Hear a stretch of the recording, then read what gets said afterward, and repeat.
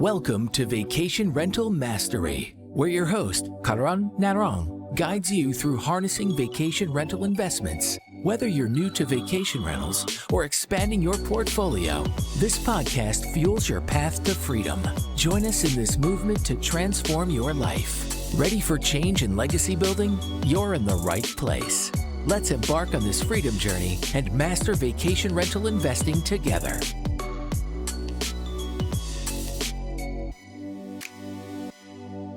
Adam, welcome to this episode of the podcast. Our podcast is called Short-Term Rental Excellence: Unlocking Your Freedom, and the focus of this podcast is helping investors use short-term rentals as a means to a goal, which is basically achieving your freedoms: time freedom, location freedom, relation freedom, impact freedom, and financial freedom. And please notice I spoke about the money last because there's a number of different ways you can actually achieve your financial freedom, no problem. But our goal is to achieve all freedoms while making sure you're wildly successful financially, right? So welcome and thank you very much for being on this podcast. So Adam, introduce us to you a little bit, help us understand who you are and where you're coming from. Yeah, so full name, Adam Putschegl. I currently work as a pediatric heart failure and transplant cardiologist in Minneapolis, Minnesota. I'm married. I have 3 boys. Live in Minnesota. Grew up here. Traveled around to multiple other states during medical training, and then took the semi-retired MD course for physicians interested in real estate. And that's where my investing journey really started. A couple of duplexes starting there, and then bought a few more. And then my wife and I just bought our first house that will be our first short-term rental in a small town in northern Wisconsin that we visit every year and absolutely love. And it's undergoing a renovation, which is cost twice as much and taken 3 times as long, which is standard. So we should be wrapping that up here in the next month or 2 and are super excited to have that done, to start using it ourselves, and then start sharing it with others because we're going to be really proud of it. Awesome, man. Adam, I'll tell you, first of all, congratulations on this new property and congratulations on an even better attitude, the right attitude with, renovations take time. It costs twice as much, takes twice as longer, but you know what? We're going to love this property. That's awesome.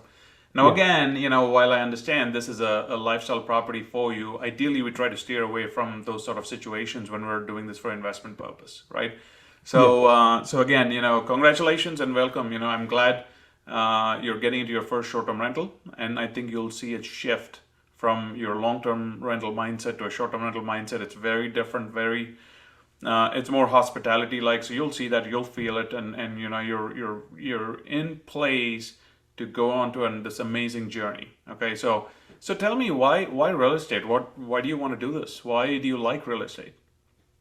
I've been asked this before, and I wish I had a really good answer, and I don't. I've just, for most of my adult life, I've always been interested in it, and I can't remember a single book that said, "Hey, real estate is great." I read Rich Dad Poor Dad, but it's not like I finished that book and was like, "I got to do this." Yeah. It's just always through my medical training. And then when I was done with it, that's when I took the course and was just like, this would be a great way to diversify our income, something new to learn. Yeah. And it just, I just was always interested in it. I've had a few other things like that in my life. Like I knew I always wanted to live in Maine one day, and I never knew why. Maybe there was a TV show, but that's where I did my residency. So lived there for 4 years and absolutely loved it. Awesome. Awesome. Yeah, no, So it's sort of the same with real estate, and then did it and realized it's just kind of fun looking for the properties, and then you see those rent rolls come in, and I think you sort of get the itch. And I really like working with the people on the real estate team. Like, the goal has been to have it as passive as possible, but working with a good agent and a good property manager and just having those relationships has definitely been my favorite part. So is it fair to say that you're in this situation with your first short-term rental because you'd like to also use it as a lifestyle asset? Or did you have an inkling towards, hey, let me check out short-term rental as a way of investing? Yep, I would say both. it has always been an interest. But my wife and I, when we talked about it, we said, let's start by doing it in places where we would want to visit, Yeah. just because it feels like it takes a little bit of the pressure off, where we're not looking for a home run, for it to cash flow a ton every month. We can just sort of cut our teeth on it a little bit. And so that's why we're starting that way. And I think this property kind of, I mean, it was on the market, but no one was looking at it because it was a piece of junk. But it should hopefully be a win in the long run. We probably overpaid a little bit, but again, since it's more of a passion project than a pure investment, I think it has taken a ton of the stress out of it. That's awesome, man. And I'll tell you what, most properties that do well end up being pieces of junk that we take in and we build our vision and we're actually adding value to the property. What a lot of people have forgotten, investors have forgotten, that a very critical part of the returns in real estate is the addition of value to the property. When you add value to the property, not only do you make money on buying the property because it's not in good shape, you're adding value to the property, that's real equity, that's real dollars. You're getting a tax write-off for buying the property for investing in real estate. You're making cash flow from renting out the property, and potentially you're going to make money if and when you ever sell the property, right? So that's all of these different ways of truly making money on the property that a lot of investors recently, they're like, hey, let's go buy this turnkey property and let's put this in service. One, they overpay for the property because the work's already done. Nobody wants to do the work. And two, the cash returns, the cash on cash calculation done, the returns on the property aren't that great because usually you overpaid for that turnkey property, right? So there's pros and cons to everything. So no, good call on trying to buy a property and make it what you really want it to be. And you're going to have this benefit, a big benefit of having the property you want because it's also for yourself a passion project. So that's awesome. Congratulations on that. Yeah, thank you.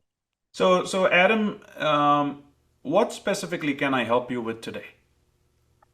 Well, I mean, we're basically starting from scratch because this is really our first property and we want to self-manage. I want to do the 100 hours and more time than anyone else, blah, blah, blah, to really get the first time we really can do. I mean, it's great for bonus depreciation and just to be able to fully utilize it for our taxes.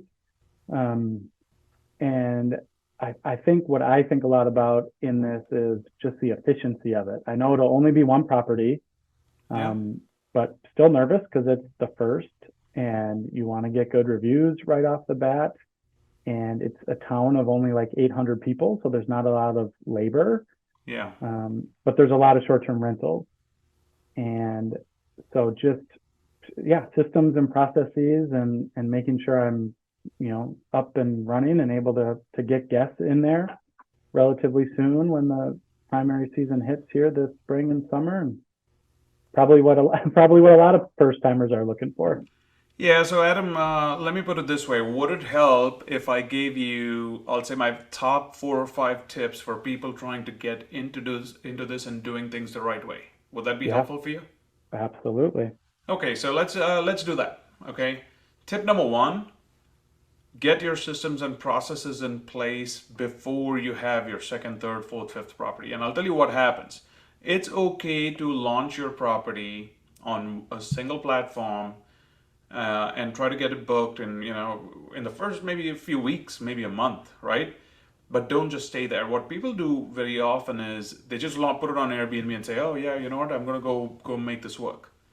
And when I say put in those systems and processes, I'm saying multiple channels meaning Airbnb, VRBO, potentially direct booking, right? From day one.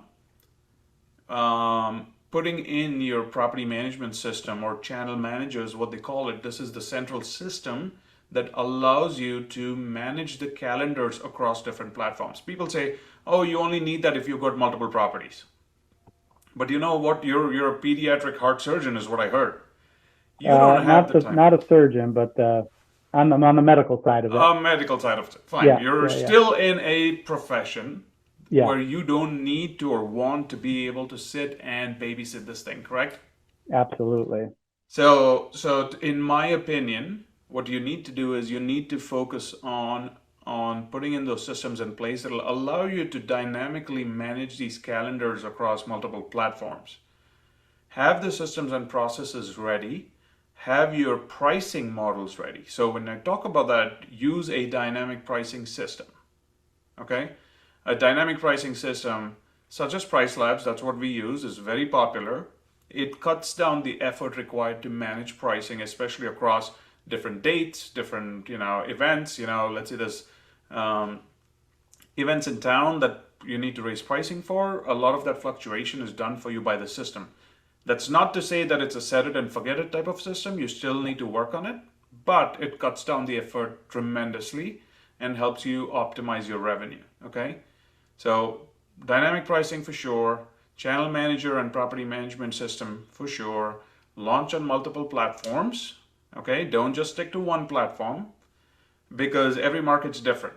Guests in different markets look on different platforms and are looking for different things. So you have to be on multiple platforms. The more exposure you can get the property, the better, right?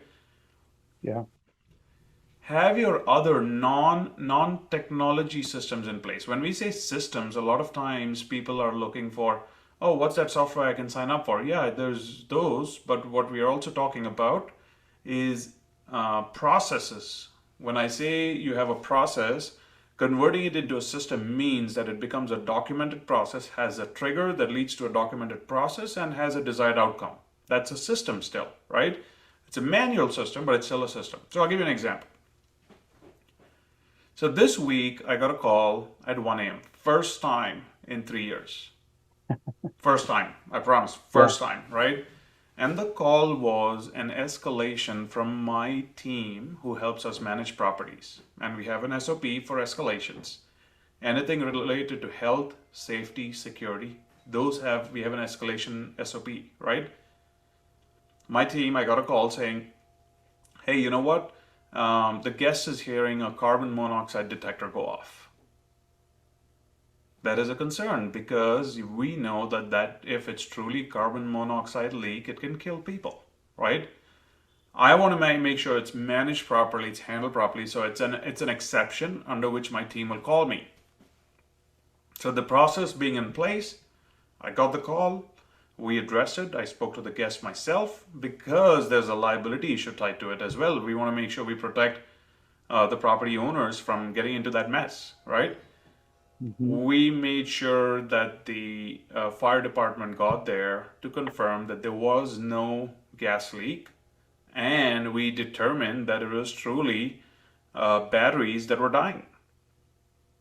Mm-hmm. Again, okay. Small cause, big alarm, big response, small resolution, right? Yeah. But this took a process. Now, going back to this, when we typically have properties we're managing, we change out batteries every year, right? We have an SOP that says go ahead and change out the batteries every year.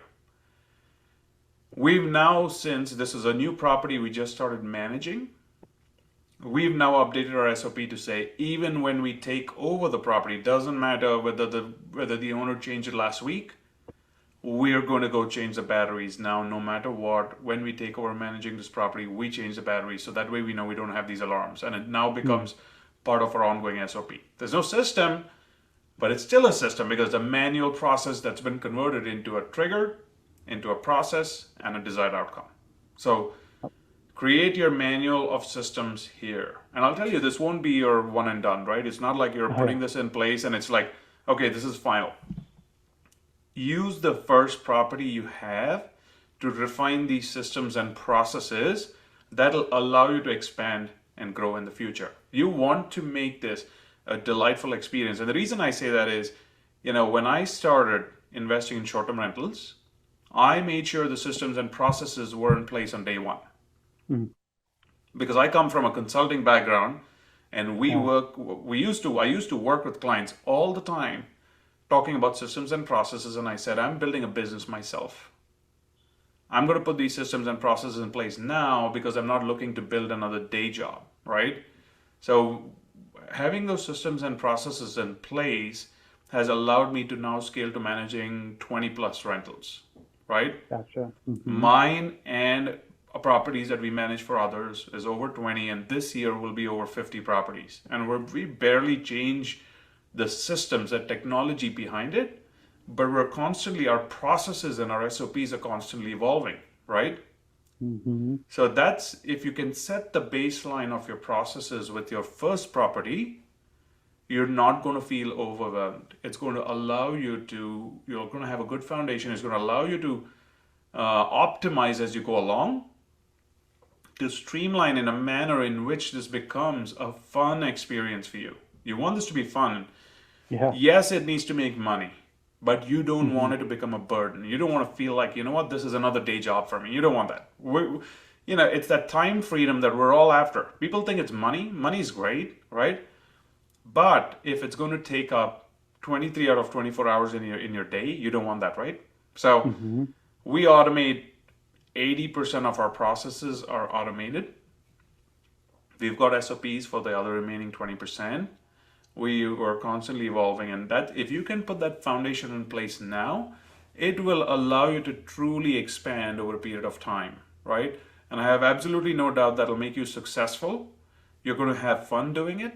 You're going to make lots of money doing it, because short-term rentals do make you a lot better cash flow, and you've already invested in long-term rentals, so you know. The long-term rentals, and tell me this, are the long-term rentals where you are now, and I do not even know how many units you have.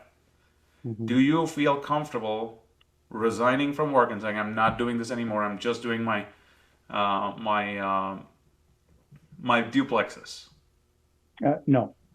And that's a short answer, right? And because yes, there's a way you make money with multifamily, and there's space for that. There's definitely, give it the credit it deserves. But I often see it's very hard for high-income professionals to basically say, I'm done working my W-2 job because I'm making all this cash flow from multifamily. Multifamily does help you build wealth. I have no doubt about it, right? But it's not necessarily a cash flow game. Yeah. So the route I have personally taken is I've gone heavy short-term rental.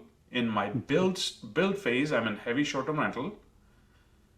When I get to a point where there's considerable assets in play and there's considerable cash flow, I will at that point then diversify into multifamily, because I want to be, to de-risk my portfolio a little bit. So there's risk tied to it, but it's still doable. So for me, in the growth state, I said I'm going all short-term rentals, right? And that's where I am. I actually had long-term rentals that I sold. And I've actually 1031 exchange from mid-terms to short-term. Yeah. Because I'm also chasing the cash flow, right? So that kind of becomes important. So that's so those are some of my tips to kind of get you started. Look at those systems and processes upfront, and there's a number of different ones. Create your own catalog or your playbook. Hey, this is how we run our short-term rental business. These are the processes. These are the exceptions, and here's how we handle exceptions. Takes a little time and effort upfront, but totally worth it. I'll pause for questions. Do you have any recommended, what did you call them, challenge managers? Channel managers. Channel. Yeah. So I personally use OwnerRez. OwnerRez has been really good for me. We started using this on day one with our first property. There is a learning curve. It takes a little bit of effort to get set up, and it takes a little bit of effort to learn how to truly optimize and work with it. But I think it's for us, it's been very robust. We rarely have technical issues or challenges with it, and it's been really good for me. Okay. Awesome. And I know several people who are using it, and it's been good for them too. So no reason for me to change that now. Yeah. And then Airbnb and Vrbo are, I think, more maybe not straightforward, but as opposed to direct booking, that seems easier doing those. But you recommend trying to set up direct booking right away as well. Yeah. And then what programs have you used to set up direct booking? So I personally use a third-party platform to host my direct booking website, which is aastays.com. You can take a look at it when you get a chance. But OwnerRez does give you the ability to set up a standard website, and they've got and it's decent. Actually, it works. It's not bad at all. It's not fancy, but it does the job. It's better than not having a direct book website at all, right? Mm-hmm. So Mm-hmm. definitely activate that if you're going to go on a res. Okay, got it. And then shopping for insurance. I mean, right now we just have routine insurance because it's not occupied. Yeah. But thinking about once it is up and running, the best way to shop for that. So there are traditional insurance that will allow short-term rentals as well. So look for that. Okay. But the most common one is definitely proper. I think you Yeah. probably heard of them. Yep. Most common one, and kind of designed to be for short-term rentals and short-term rental owners. So it's something I would certainly look at. Okay. Awesome. Can definitely do that. Um, just trying to think. Where are most of your short-term rentals? So our short-term rentals are in Texas, Oklahoma, and Alabama. Those are the three states Okay. we personally have short-term rentals in. Yeah. We manage short-term rentals all over the country because Okay. we're basically we've got a team that handles all the virtual stuff. The guest communications, the operations, the coordination of the handyman and the cleaners, and all that stuff. The Yeah. marketing, we have a pretty big marketing effort that we do. We get 20 to 25% direct bookings on our in our portfolio, which is significant and saves us a considerable amount of money. Yeah. And we work with local cleaners and maintenance and handymen, so we're all over the country. Yeah. And then I think one of my big concerns is just being in a smaller town Yes. that doesn't have a lot of labor. And I often think, okay, what are most of these people getting paid for their cleaning? Do we give them a 5 or 10% more and try to incentivize them for 5-star reviews? Or have you had properties in lower labor towns and just, E- any strategies to maintain your handyman and cleaners? Now, I also did hear you mention that there's a lot of Airbnbs there. Smaller town, but there are several short-term rentals. Is that correct? Yep, there are some there. So I do think there will be people to do the work. Um, Yes. So first thing is people do the work. Second thing is keeping them and making sure they're happy, right? yeah, yeah. We're successful in our short-term rentals because of the team that we have, right? We spoke about Hmm. the systems, we spoke about the process. We're talking about the team now, and our teams are essentially we consider our cleaners, our maintenance, our handymen, they're part of our team. Our virtual Hmm. assistants who are in the Philippines are part of our team. That's really our company, right? So we do Hmm. everything we possibly can in taking care of our cleaners. Now, as far as cleaners go, my recommendation is every 5-star review, give them an extra $20 or $25, something like that, Sure. right? You want to motivate them. The other thing that I see people do not do, right? Do not absolutely do this, and it makes a huge difference. When you get that review and it says the place was spotless and I really enjoyed it, take take a little screenshot of that and send it to your cleaner. Ah, Let them feel the pride and joy in the work they've just performed. Gives them the sense of ownership, makes them belong, makes them feel like they belong and they're not just another cog in the wheel, right? yeah. So take the time to appreciate them for the work, send them those screenshots, make them feel like it. They live a very lonely life. They're just on their own, going and cleaning these houses and making money. Yeah. They don't have a Yeah. community, may not have a community around them. Yeah. If you make them feel like they belong to your business, they'll go out of Hmm. their way to do things for you. Yeah. Our cleaners and our handymen, they absolutely crush it for us every single time. We take real good care of them and they take real good care of us, and that helps our Sure. business.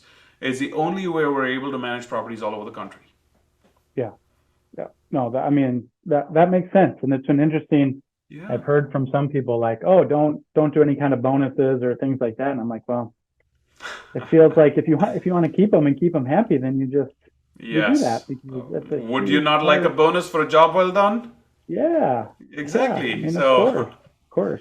yeah, yeah. So it's the same thing, and yeah, your team is end of the day you can forego other stuff but keep your team. Forego an Hmm. amenity but keep your team, right? Yeah. Yeah. I'm at Yeah. a point now in my investing where if I have slightly lower returns but I know I have a stellar team somewhere, Hmm.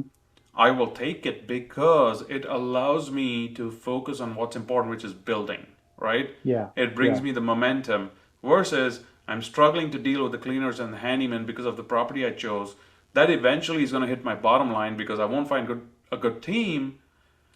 I expected higher returns. I'm not getting that because the property is not performing like it should, and because it's not clean maybe, or I'm not getting the handyman there on time to go fix something, and I got to block out dates. Eventually, it ends up costing me more. Yeah.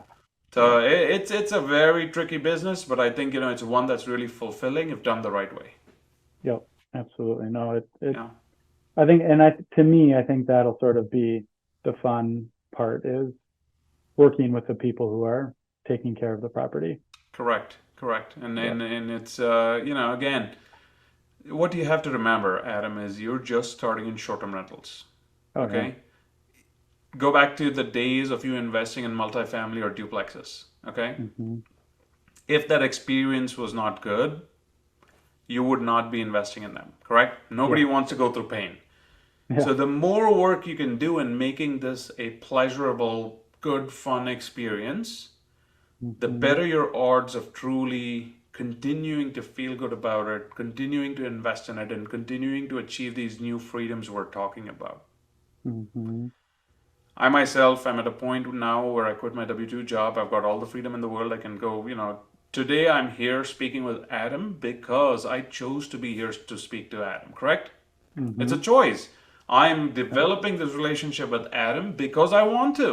I want to get to Hmm. know who he is. If I didn't feel like working with you or speaking with you, I could go do something else, and Yeah. nobody can really tell me anything. That's what the $1,000,000 right there, right? Yeah. I Oh yeah. wake up every morning and try and figure out what the hell am I going to do today. So that's the fun part.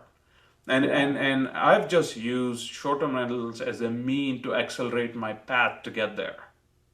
Sure. And this is what I try to help people understand, because you hear all these horror stories. Hey, it's too much work. I can't do it. I've got, it's taking up all of my time. I just couldn't manage it, and all these issues came up. Yeah, there will be issues. I mean, it's a business like any other, right? Hmm. It's definitely not as passive as multifamily. It's No. not Right. as passive as a syndication, but that's Hmm. what you're getting compensated for. So as long Yeah. as you put the Yeah. team in place and the processes, it's not a problem. Yeah. Yeah. Yeah. And where do you store your process systems and processes and SOPs? Is it all just a Google Doc, or do you have some sort of software that you use that kind of lays everything out? Or Now we're still using Google Docs for everything. yeah. Yeah. I'll give you a pro tip right here, so be ready to write it down. Yeah. So we're trying to implement ChatGPT in our business, Uh-huh. and the way we're implementing is we're training ChatGPT right now to become our internal knowledge base and the keeper Mm. of our processes and things like that. So when as our team expands and we get new VAs helping us out, when Yeah. they don't know an answer, they can ask ChatGPT, and that'll guide them in the right way, Okay. especially when it grows. But for now, we're using Google Docs. It works really well, and there's no reason for us to change it. We don't need a crazy document management system yet, but I do believe Yeah. that ChatGPT can become our internal help desk for our team in the long run. And we will also be implementing that as an outward facing for the guests in the long term. If Okay. right now we have a text line that the guest can message a question, we respond to them, our team responds, within a few minutes they get a response. That's great. But we get the same questions asked over and over again. What if the guest can just send us a message and the AI responds with the answer based on what Yeah. property the guest is at? So that's what Yeah. we're Yeah. working on right now. Um, we should have that fully tested, trained, and working hopefully by the end of this year. It's going to take a little effort because we want to be doubly sure that it's working the way it's designed. So, For again, sure. when you get to that point, now the tools are just amazing. 3 years ago, that didn't exist, right? When we started, Yeah. that didn't exist. So things Yeah. are growing so fast. As long as you're willing to put in the effort to build a business versus, hey, you know what? I'm just going to go buy a property. Two different things. I think you'll come out Hmm. ahead. Yeah. Cool. Yeah, that'll be a really good way to do it. Yeah. Thinking about that and like guest communication, when you had your first one, did you do all your guest communication just to kind of learn, and then once you started adding, went to VAs? Yeah, so I got my first VA when we got to 4 properties. There's Okay. Okay. again, it all goes back to your approach and what you want to do. Okay? Yeah. I know Yeah. people who are running 10 and 12 properties themselves with no VAs or with one VA. Okay? Okay. Totally doable. Hmm. But my goal from the get-go, from day one, was we're building a brand, which is why our brand is called Adventure Awaits. If you go to AA Stays, you'll see it. We're building a business with a portfolio of our own properties, and we're co-hosting and managing for others. So this was always the vision. So build the brand, have the business up and running, have the systems and processes, and then be able to help and serve others by managing their properties. Mm-hmm. So we have multiple VAs for a not so large portfolio because we offer things like, hey, 24/7 concierge services. You've got to call a phone. If a guest is staying at a property, they can call and check and say, hey, I can't do something. Or like I had that emergency last week, right? So this week. So that stuff takes time, effort, and money. And I said, right when I got to property number 4, I said, I'm hiring my first VA, and we've expanded since. Yeah. Okay. That makes sense. Yeah, I can't think of any other questions right now. I mean, I think I want to do my best to learn from other people's mistakes so that from day one, I can just be up and running. I know mistakes, I'm going to make mistakes. Like, it's unavoidable because every property is probably going to be a little bit different, and no one can teach you everything they know. So, and let me just put it this way. The mistakes you make are the opportunities to grow. That's the only thing. You're when you make those mistakes is when you grow the most. So, yeah, you know what? It's going to be an exciting journey. I guarantee you that if you do it the right way, it's also going to be fun. You're going to make lots of money. And I won't be surprised in 4 or 5 years, you're like, listen, man, I'm done. I've got all these properties. I'm making so much money now.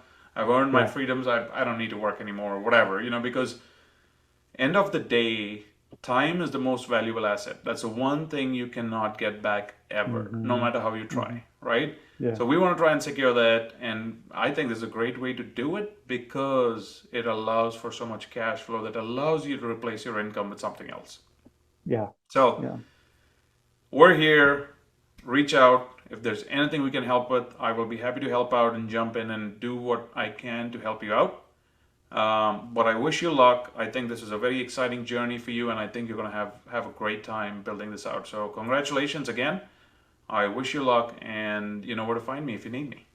Yeah, sounds great. Thank you so much. Thank you for joining us on Vacation Rental Mastery. Don't forget to subscribe and tune in for our next episode, where the journey to financial freedom and lifestyle flexibility continues. Here's to your success in the exciting world of vacation rentals.